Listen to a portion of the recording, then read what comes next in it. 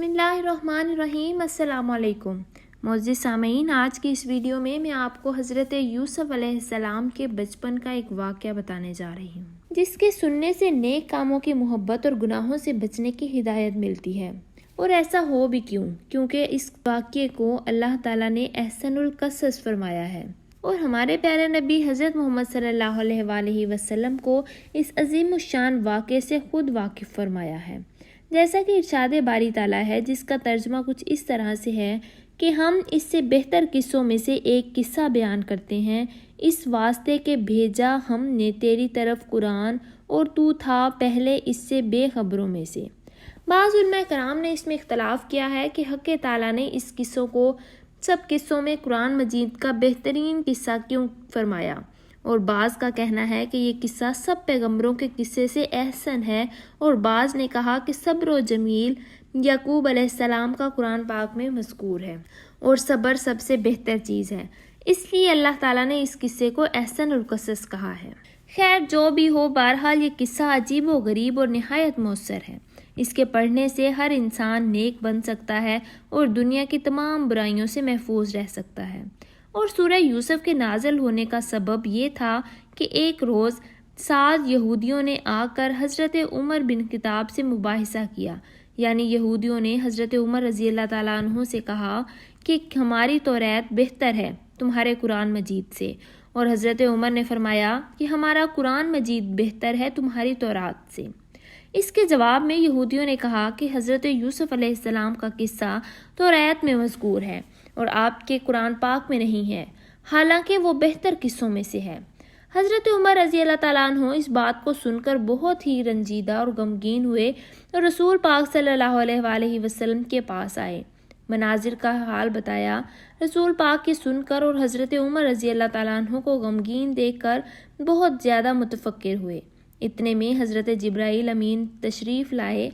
आपने रब्बे ताला के हुक्म से पूरा किस्सा हज़रत यूसुफ बयान फरमाया, और किस्सा शुरू का ये था कि जब हज़रत याकूब अलैहिस्सलाम बाद मुद्दत के शहर कनान में तशरीफ़ लाए और फिर यहीं मकीम हो गए, और बीबी राहील यानी मोहतरमा वालदा हज़रत यूसुफ अलैहिस्सलाम ने बाद दौलत यानी बिन्यामीन के इंतकाल फरमाया। इस वक्त हज़रत यूसुफ अलैहिस्सलाम की उम्र सिर्फ 5 वर्ष की थी और अपने 11 भाइयों में से वो सबसे ज़्यादा हसीन और जमील थे, और हज़रत याकूब अलैहिस्सलाम उनको सबसे ज़्यादा प्यार करते थे। और बिन्यामीन इस वक्त शेरख्वार बच्चे थे और इनकी खाला ने इनकी परवरिश की। हज़रत याकूब अलैहिस्सलाम की एक बहन थी। एक दिन उन्होंने हज़रत याकूब अलैहिस्सलाम के घर जाकर बेटों को देखा, लेकिन उनको किसी पर प्यार न आया मगर हज़रत यूसुफ अलैहिस्सलाम पर फरीफ्ता हो गई। ये देखकर हज़रत याकूब अलैहिस्सलाम की बहन ने हज़रत याकूब से अर्ज़ की कि आप कसीरुल तादाद हैं और आपकी सिर्फ एक ही बीवी है।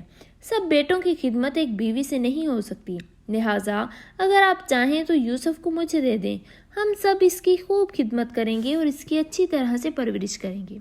हज़रत याकूब अलैहिस्सलाम ने बहन की फरमाइश पर हज़रत यूसुफ अलैहिस्सलाम को उनके सुपुर्द किया और हज़रत यूसुफ अलैहिस्सलाम को अपने घर ले गईं और इनकी परवरिश बहुत ही नाजों से करने लगी। इधर हज़रत याकूब अलैहिस्सलाम का हज़रत यूसुफ को देखने को हर घड़ी दिल तड़पता रहता था और वो फरते मोहब्बत में अपनी बहन के घर जाकर देख आते थे। इसी तरह एक दिन हज़रत याकूब अलैहिस्सलाम की मोहब्बत हज़रत यूसुफ से ज़्यादा बढ़ने लगी। तब उन्होंने अपनी बहन से कहा कि मैं यूसुफ के बगैर 1 मिनट भी नहीं रह सकता, मेरे पास ही यूसुफ को भेज दो। इस बात को सुनकर उनकी बहन ने कहा, मैं भी यूसुफ के बगैर नहीं रह सकती। इस पर हज़रत याकूब ने फरमाया कि अच्छा ऐसा करो, यूसुफ 1 हफ़्ता तुम्हारे पास रहे और 1 हफ़्ता मेरे पास रहे। उन्होंने कहा अच्छा, पहला हफ़्ता मेरे पास ही रहेगा। हज़रत याकूब अलैहिस्सलाम ने भी मंजूर कर लिया। एक रिवायत में है कि हज़रत इब्राहीम खलीलुल्लाह का एक कमरबंद था, जिस याकूब अलैहिस्सलाम की बड़ी बहन को वो कमरबंद अपने दादा की मेराज से उनके हिस्से में पहुंचा था, और इसी कमरबंद से हज़रत इब्राहीम ने बरवक्त कुर्बानी हज़रत इस्माइल के हाथ पांव बांधे थे। जब हज़रत यूसुफ अलैहिस्सलाम अपनी फूफी के घर में 7 दिन रहे, उसके बाद हज़रत याकूब ने उनको तलब किया, तब उनकी बहन ने हीला साजी की ताकि यूसुफ को उनके बाप ना लेकर जा सकें। وہی کمر بند انہوں نے حضرت یوسف کی کمر میں چھپا کر کپڑے کے تلے باندھ دیا تھا کہ یوسف کو کسی بہانے سے چور بنا کر پھر اپنے گھر میں لے کر آؤں گے۔ اور اسی وقت کی شریعت الہی میں یہ قانون تھا کہ جو کوئی کسی کی چیز چراتا اور وہ پکڑا جاتا تو وہ شخص صاحب مال کا غلام ہو جاتا۔ اسی طرح 7 دن کے بعد حضرت یعقوب علیہ السلام نے حضرت یوسف علیہ السلام کو منگوایا۔ پھر ان کی بہن نے بہانے سے یعقوب سے کہا کہ میرے باپ کا کمر بند گم ہو گیا ہے اور مجھے یہ پکا یقین ہے کہ یوسف علیہ السلام کے ہمراہ جو لوگ تھے انہوں نے چرایا ہے، لہٰذا آپ سب کو حاضر کیجیے۔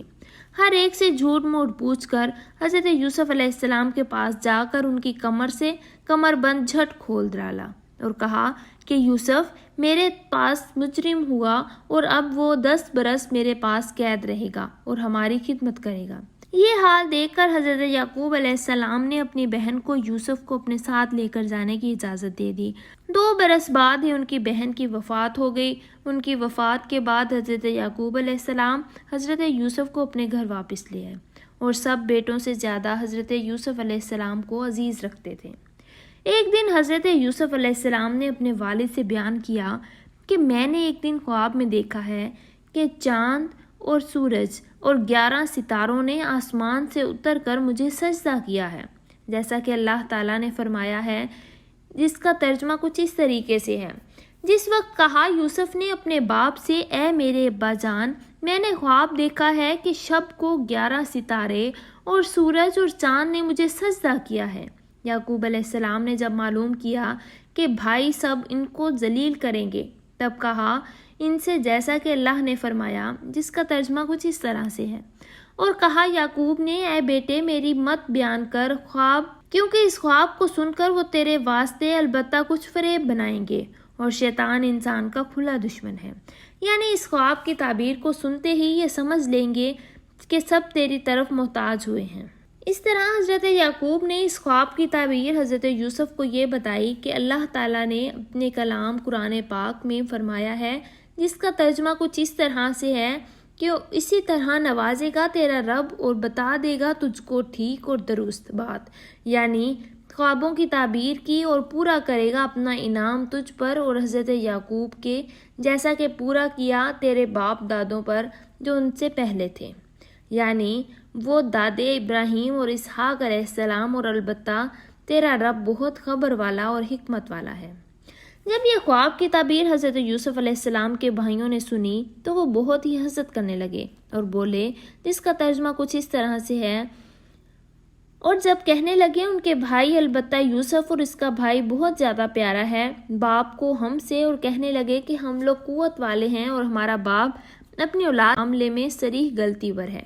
جب یہ خواب کی تعبیر حضرت یوسف کے بھائیوں نے سنی تو وہ بہت زیادہ حسد کرنے لگے اور سب بھائیوں نے مل کر صلاح کی کہ اب یوسف کو کسی طرح سے مار ڈالو یا کسی ایسی جگہ پھینک آؤ جہاں سے وہ واپس نہ آ سکے اور وہ کسی دوسرے ملک میں اکیلا رہتا رہے، تاکہ والد محترم کی پوری توجہ ہم بھائیوں پر رہے۔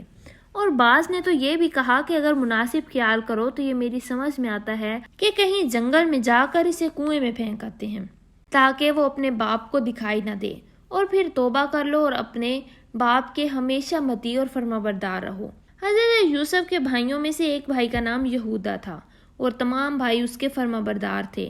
اس نے اپنے بھائیوں سے کہا کہ مت مارو، یہ ہمارے بھائی ہیں، اور کہا کہ میری رائے تو صرف یہ ہے کہ راستے کے کنارے پر کسی کنویں میں جو میدان میں واقع ہے اس میں ڈالنا ایک حد تک درست ہو سکتا ہے، تاکہ کوئی راہ چلتا سوداگر پانی کے لیے کنویں میں آئے اور اسے اٹھا کر اپنے ساتھ کسی دوسرے ملک میں لے جائے۔